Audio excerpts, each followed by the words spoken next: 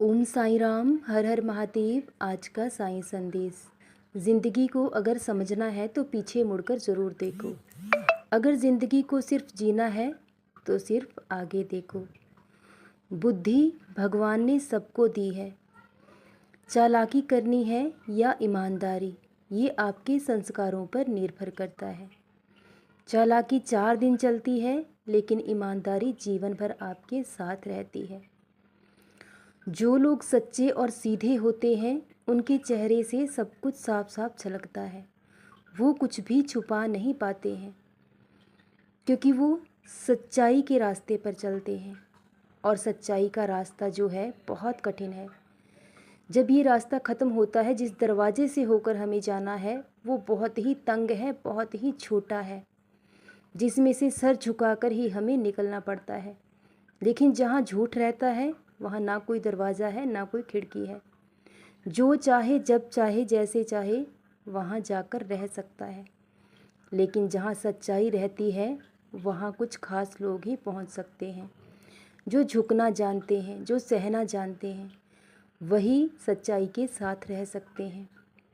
अगर जीवन को खुशी से जीना है तो थोड़ा झुकना सीख लीजिए।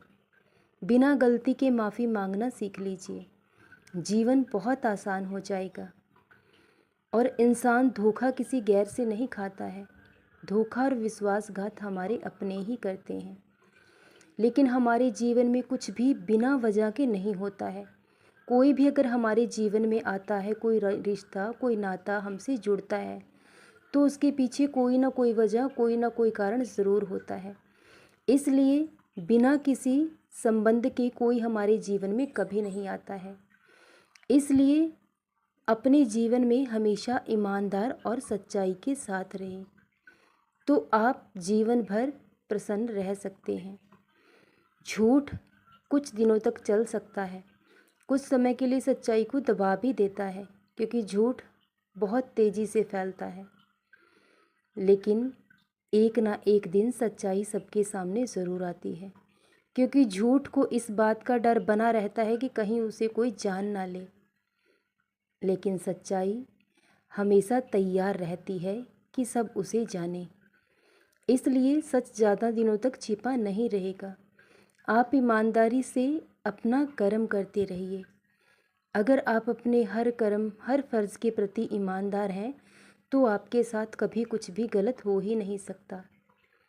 ऐसा हो सकता है कि अच्छा करने के बावजूद भी आपको सम्मान नहीं मिलता, इज़्ज़त नहीं मिलती, लोग सिर्फ़ और सिर्फ तिरस्कार ही देते हैं। तो आप अपना कर्म करना छोड़िएगा मत, भले ही आपको सम्मान मिले या अपमान। सूरज तब भी उगता है जब हज़ारों लोग सोते हैं। तो एक दिन आपको आपके इस धैर्य का फल ज़रूर मिलेगा। और सच्चे और सीधे लोगों का ही लोग सबसे ज़्यादा फ़ायदा उठाते हैं।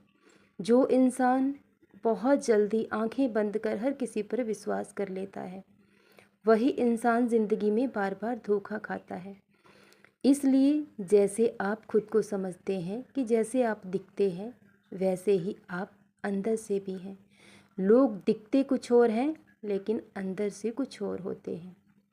हर कोई आपकी तरह साफ और सुंदर हृदय वाला नहीं है।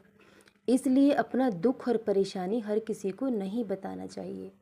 अपना दुख और परेशानी उसी से कहें जो उसको समझने की योग्य है, वरना लोग आपका मजाक उड़ाने का एक भी मौका नहीं छोड़ेंगे।